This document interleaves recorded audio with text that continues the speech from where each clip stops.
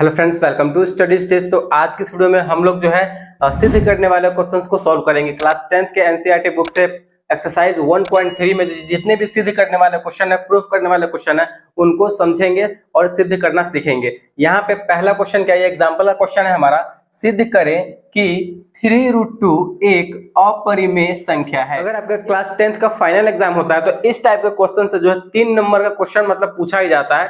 3 number का question आपको अगर अच्छे तरीके से 3 नंबर में 3 नंबर लाने हैं तो आपको इस टाइप के क्वेश्चंस को अच्छे तरीके से सीखना होगा, समझना होगा। तो चलिए इस टाइप के क्वेश्चंस को हम पहले सॉल्व करना सीखते हैं। यहाँ पे हम इसको सॉल्व करते हैं। हमें बोला जा रहा है कि सिद्ध करना है 3√2 एक अपरिमेय संख्या है। पहले स्टेप में आपको क्या ध्यान रखना है कि जब भी अगर बोला जाए कि कोई भी संख्या अपरिमेय है तो उसे हमें क्या मान लेना है, तो परिमेय संख्या के रूप में मान लेना। यहाँ पे उसका हमें उल्टा हमेशा मानना है। यहाँ पे अपरिमेय बोला जा रहा है तो हम क्या मानेंगे, परिमेय संख्या मानेंगे। तो यहाँ पे क्या लिखेंगे हम, माना कि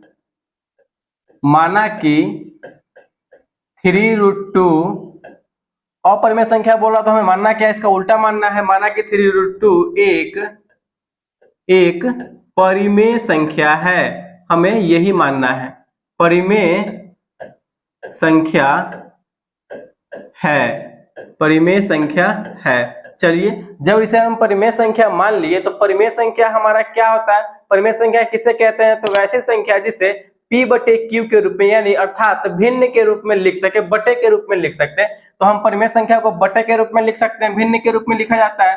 तो 3√2 को हम क्या माने हैं, परिमेय संख्या माने हैं। तो यहाँ पे परिमेय संख्या हमेशा किस फॉर्म में होता है, तो p/q के फॉर्म में होता है, यानी बटे के रूप में होता है। तो यहाँ पे हम क्या लिखेंगे, p/q लिखेंगे। और यहाँ पे p और q आपस में क्या है, तो p और q एक पूर्णांक है। तो यहाँ पे लिखेंगे जहां थोड़ा ये लैंग्वेज वाला क्वेश्चन है, आप अच्छा तरीके से समझते चलिए। जहां p और q क्या है, तो एक पूर्णांक है।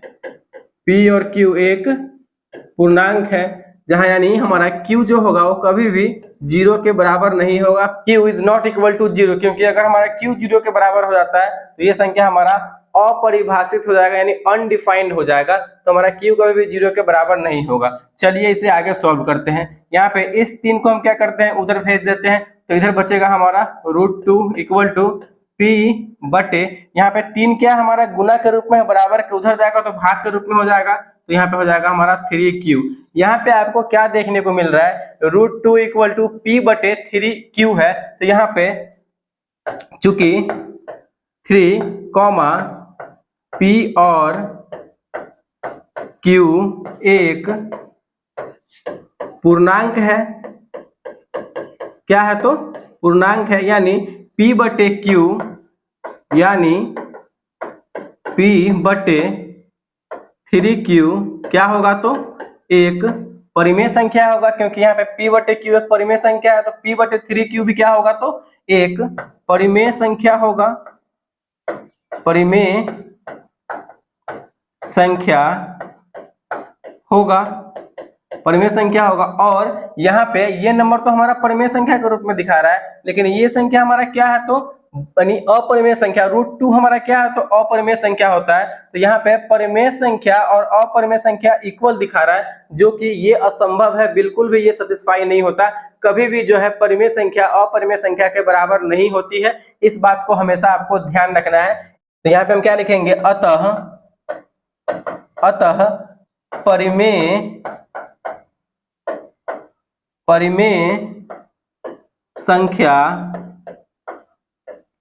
इज नॉट इक्वल टू अपरिमेय संख्या, अपरिमेय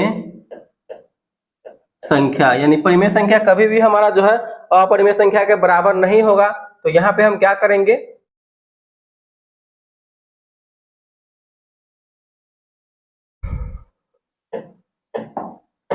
तो यहाँ पे हम क्या लिखेंगे, अतः हमारी मान्यता गलत थी, अतः हमारी मान्यता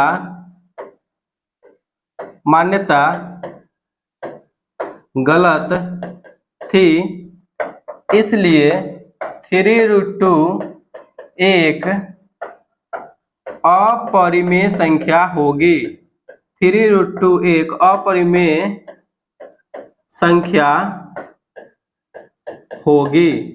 यहाँ पे हमारा जो है ये प्रूव हो चुका है, तो इसी तरीके से हमें प्रूव करना है। तो यहाँ पे हमारा 3√2a का अपरिमेय संख्या होगी, ये प्रूव हो चुका है। तो इस टाइप के क्वेश्चंस को आप इस तरीके से सॉल्व कर सकते हैं। तो ये तरीका है हमारा सिद्ध करने वाले क्वेश्चंस को सॉल्व करने का। तो आई होप ये क्वेश्चन आपको अच्छे तरीके से समझ में आया होगा। इसी टाइप का जितने भी क्वेश्चन है हम हर एक वीडियो में आपको एक एक क्वेश्चन लाते रहेंगे। तो अगर वीडियो आपको अच्छा लगा और कुछ सीखने को मिला तो प्लीज वीडियो को लाइक कीजिएगा, चैनल पर नए हैं तो चैनल को सब्सक्राइब जरूर कीजिएगा। Thank you.